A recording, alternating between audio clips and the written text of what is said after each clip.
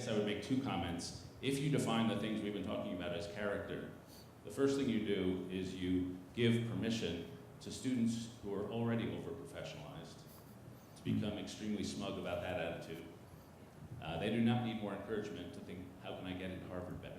They're really good at that. And the second thing, I think it's scientifically sort of incomplete, that the stuff you quote about Michelle and all that is true.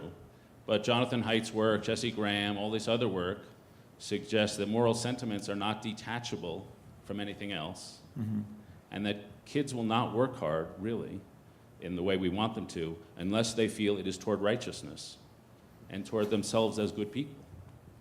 And so if you don't envelop explicit character talk into education, you're really not getting the kind of learning you want. And then the final distinction I draw is that character usually involves self-sacrifice. And that's the opposite of what we've been hearing about for the last hour. And that I would say what you're talking about are life skills, which are important, but they're not character. Paul?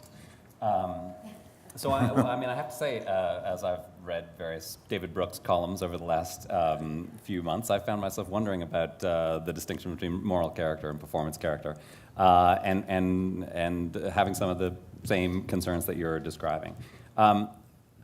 I think some of this comes out of the fact that in this previous generation of character education, I feel like schools tried to teach moral character, and I think they didn't do a good job. I don't think we yet have. I don't know anyone who's figured out how to, in a replicable way, use schools to teach moral character. And when the National Center on Education Statistics studied 7 of the big existing character education programs, they found they did nothing. And these are the ones that are trying to teach moral character. They had no effect on the way schools worked, the way kids thought, how well kids did in school.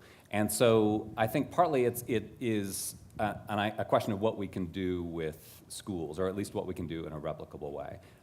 I agree absolutely when I think about my own son, or when I think about the kids who I'm reporting on. I don't want them to be immoral or amoral at all. I absolutely think that those skills are important for success. But I do think that there's something in this idea, and for me it's especially with low-income kids, of teaching these character strengths, non-cognitive skills, these skills that are, especially for these low-income kids, going to be absolutely necessary for them to succeed the way that I want them to succeed and their teachers want them to succeed.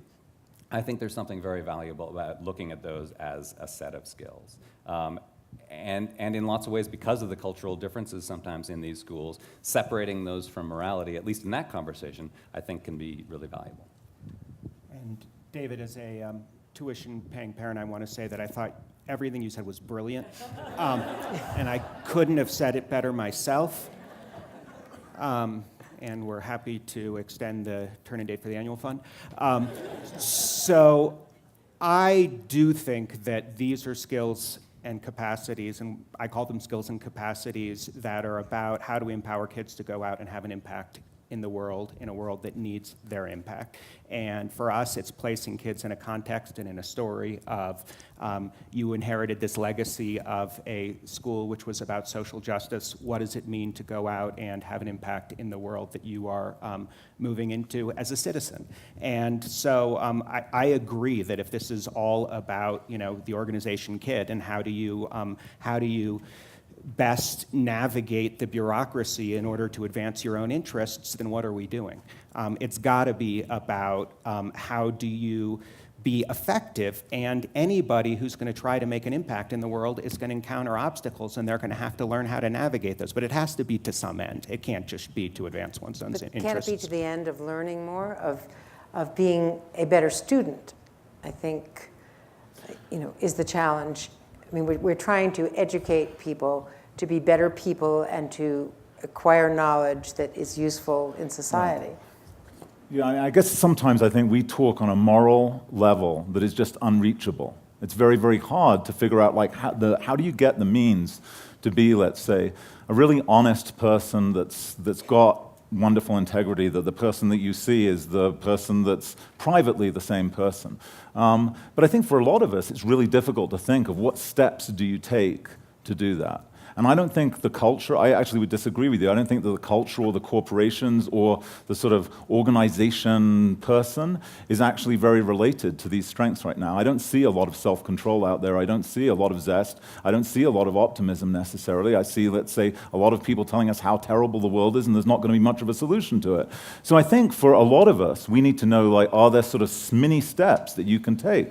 I think if you can start being more self-controlled in your life, actually that allows you to open up to much bigger questions about human nature and how humans work and the dignity of humankind and these much bigger moral questions. So I guess I don't necessarily want to be too much about sort of differentiating. I think in a culture of a school, they are all together and they're shoved all together.